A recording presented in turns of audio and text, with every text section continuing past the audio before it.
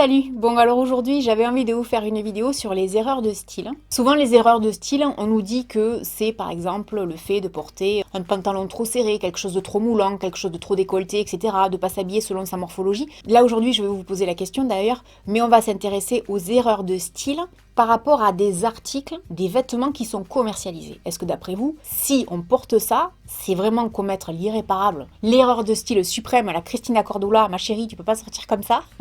Ou alors au contraire, est-ce que vous trouvez que c'est fun, stylé et que bon, on s'en fout, on le met et on fait ce qu'on veut? En fait, c'est ça le but de la vidéo. Et surtout, de ne jamais oublier une chose importante dont je vous parle à chaque fois que je fais une vidéo de mode, à chacun son style. Si vous êtes à l'aise avec des leggings ou avec des collants couleur chair, faites-le. Le principal, c'est de se sentir bien dans sa peau. Parce que vous pouvez être habillé au taquet de la tête aux pieds avec le meilleur relooking du monde. Si vous vous sentez pas à l'aise, ça sera complètement raté. Alors, la première erreur de style pour certaines, c'est les fameuses claquettes ou tongs chaussettes. Alors ça, c'est un truc que je fais, mais en général, quand on sort de l'été. C'est-à-dire que j'ai des chaussettes parce que j'ai froid aux pieds, mais j'ai quand même la flemme d'aller sortir de mes cartons ou de mes armoires les chaussons. Donc du coup, je me retrouve encore avec mes tongs d'été et je fais, chaussettes tongs. Et ça me fait toujours rire quand je vois ça parce que vraiment, je sais que claquettes chaussettes, il y a eu une chanson là-dessus, je sais que les Kardashians l'ont fait, donc si les Kardashians le font, apparemment tout le monde a l'air de vouloir le faire. Donc ça aussi, ça me fait toujours rire. Il y a des pays où ça se fait et c'est tout à fait naturel. La chaussette avec la claquette, c'est toujours hyper confortable. Est-ce que vous l'avez déjà fait? Est-ce que ça vous fait rire? Est-ce que ça vous fout la honte de faire ça? Et que vous le ferez jamais? Dites-moi. Alors dans le même style, il existe les tongs Santiago. Ça, je trouve que c'est hyper original. Pour moi, il manque plus que le revolver et on est bon, hein. On se prendrait un peu pour Clint Eastwood. Je me dis qu'une paire de chaussures comme ça, pour les filles, parce que là c'est plus pour les hommes, avec une jolie manucure et une jolie petite jupe, genre cowgirl, ça peut être stylé, hein. Mais c'est rigolo, en tout cas moi je trouve ça plutôt marrant. Alors quelque chose qui a été tendance l'année dernière et qui apparemment continue un petit peu en 2019, c'est le jean transparent. Alors il y a eu des vidéos comme ça sur internet qui ont circulé, de gens qui ont essayé ces vêtements. On en trouvait notamment, et je crois qu'on en trouve encore sur le site de ASOS. Moi ça me fait penser, je sais pas pourquoi, aux années 60, mais je pense pas que ce soit hyper agréable à porter parce que ça reste du PVC, enfin une sorte de plastique. C'est original. Maintenant, je pense pas que ce soit hyper confortable. Ça aussi, on l'a vu passer dans les magazines et notamment sur YouTube, les crocs stylés, genre avec des strass ou avec des perles, ou alors comme le modèle Balenciaga avec des sortes de pins sur le dessus. Alors quand on pense au prix, je veux pas dire de bêtises, mais il me semble qu'on était entre 600 et 800 € la paire. Déjà, c'est hyper cher. C'est très particulier, là c'est pareil, il faut aimer. Alors ce qui me fait toujours rire en matière de mode, c'est que par moment, ça c'est un truc qui m'a toujours un peu fait tiquer, parce que je me dis, on serait dans le sud de la France, ils nous prendraient de haut en disant, mais regardez-les ces pecnos du sud habillés comme n'importe quoi, on dirait des pecnos, parce que c'est exactement ça que les gens penseraient. Mais alors, à partir du moment où c'est fait à Paris, par des grandes maisons, des grandes boutiques de luxe, ça y est, c'est génial et tout, vous prenez Elle, vous prenez Vogue, tout le monde crie au génie, ça c'est un truc qui m'a toujours tué. Je pense que tous les gens qui n'habitent pas à Paris penseront comme moi, on est toujours snobés nous. Alors nous on passe toujours pour les bouffons. D'ailleurs des fois je me prends des remarques sur mon accent. Ah ouais mais il faut arrêter avec ton accent. Non j'ai l'accent que j'ai, point à la ligne quoi, vous voyez. Les crocs basiques à la limite pourquoi pas, j'en ai jamais eu mais je pense que ça doit être très très agréable à porter. Par contre, mettre 800 € là-dedans, je suis pas certaine que ça vaille son pesant d'or, quoi, parce que ça reste des crocs avec juste des talons compensés et quelques petites babioles sur le dessus, et une grosse marque, et une super grosse marge en termes de bénéfices. Alors ça, c'est revenu à la mode, et notamment avec les Kardashians, c'était les fameux jogging pression Adidas. Je vous avais montré une photo un jour comme ça de moi, à 20 ans, avec ces fameux jogging. Quand j'ai vu ça revenir, je me suis dit non, pas ça. Ça me fait rire quand je vois ça, parce que vraiment, là on se dit, la mode est un éternel recommencement. Alors j'ai adoré porter ça quand j'avais une vingtaine d'années, et on était hyper à l'aise dedans. Et je comprends que ce soit revenu à la mode, et je me souviens que quand j'en avais parlé, il y avait eu plein de commentaires de gens qui me disaient « Mais ouais, mais Laurette, c'est hyper à la mode !» T'étais à la mode avant nous? Ben oui, bien sûr. Alors ensuite, j'ai vu l'autre jour un article, je suis tombée là-dessus, j'étais pliée, les ballerines orteils. Il existe également des baskets orteils. Les ballerines, de base, moi ça me dérange pas. Je sais qu'il y a des gens qui supportent pas ça, qui trouvent pas ça féminin, etc.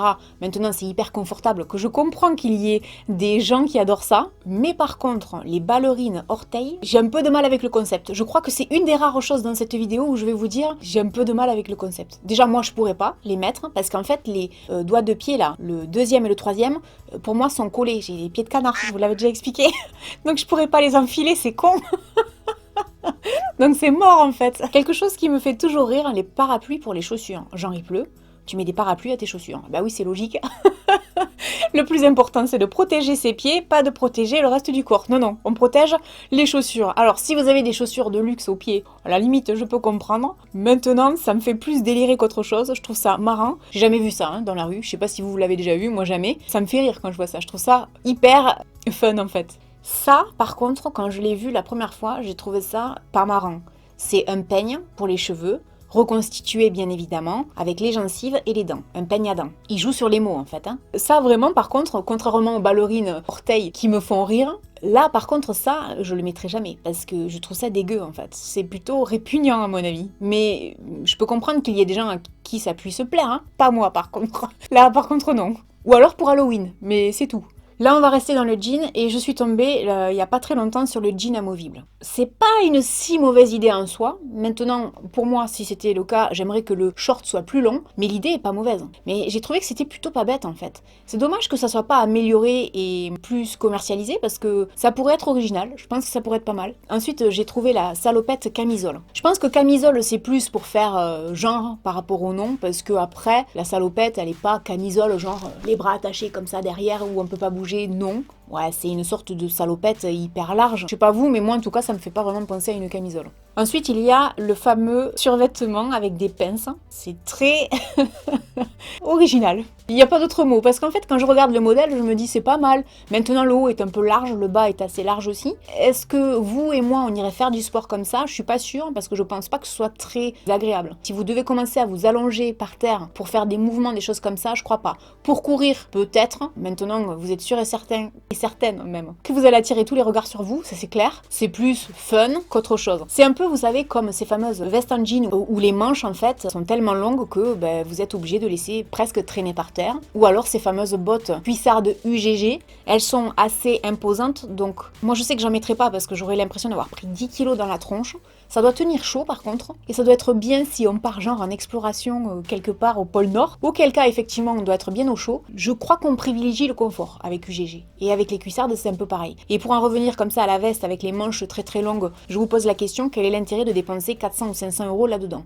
Alors de ce que j'ai cru comprendre en fait, ce sont des marques qui créent des pièces comme ça un peu spéciales pour attirer l'attention sur elles, pour ensuite faire vendre d'autres articles de leur collection qui restent des articles un peu plus basiques que vous et moi on porterait probablement au quotidien. Mais là pour le coup, ça reste des pièces, on va dire, uniques, entre guillemets, qui coûtent cher. Et pour finir, parce que l'été arrive, le fameux maillot de bain à poil. Alors ça c'est pareil, on l'a vu sur YouTube.